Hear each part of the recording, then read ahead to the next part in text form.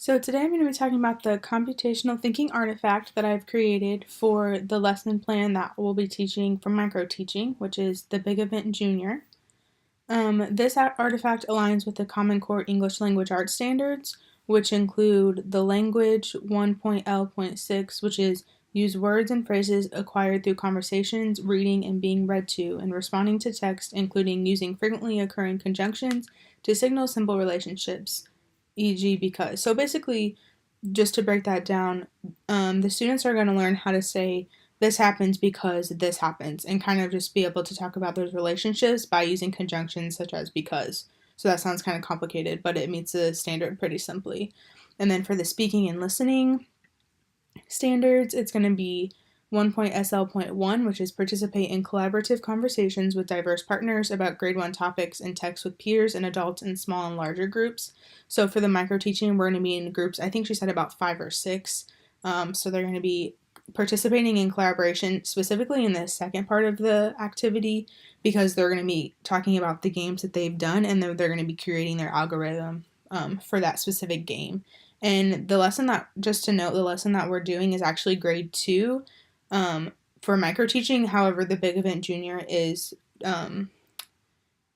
taught for grade 1, so that's why it aligns with this specific standard. And then the other standards are 1.SL.1.B, which is build on others' talk and conversations by responding to the comments of others through multiple exchanges. So that'll take place during the conversation about the algorithm and the game that they're used to talking about. And then also ask questions to clear up any confusion about the topics and texts under discussion. So that'll also take place during those conversations, and mostly the second portion of the activity. And then the objectives, real quick, are to recognize actions of a game as signals to initiate commands. So again, that because relationship, and then practice differentiating predefined actions and event-driven ones. So basically, for this activity, I'm going to call it the events and algorithms activity. So basically, I'm going to show the video of kids playing Uno, which is this one, and it's these two kids, and I'm going to show it till about 1:36 or a little later. Basically, they're just explaining to you how the game works, what the different cards mean, and then they kind of model it a little bit towards this part. So I'm going to show that. Yeah, I'm going to play until 2:35. And then, so after I've shown all the kids that video, then I'm going to ask what they noticed about the game, what kind of steps do they have to take in order to play the game, and what are some events that they noticed during the game. So examples of that could be the +4 card means you have to pick up 4 cards. That's an event during the game. Or when you have an Uno, you have to shout Uno. That's an event that happens during the game, and etc.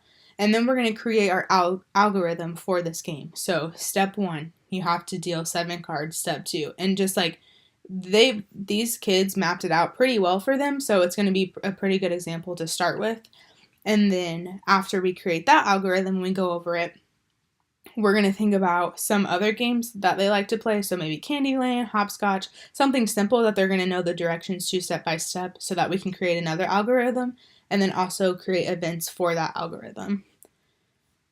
So basically, the steps that are required are just making sure that you have the technology or the iPad or the computer or laptop to be able to show them this video of the kids playing Uno, and then just having paper or like anything big that you could write down the events and like kind of show relationships on, and also for them to brainstorm different ideas.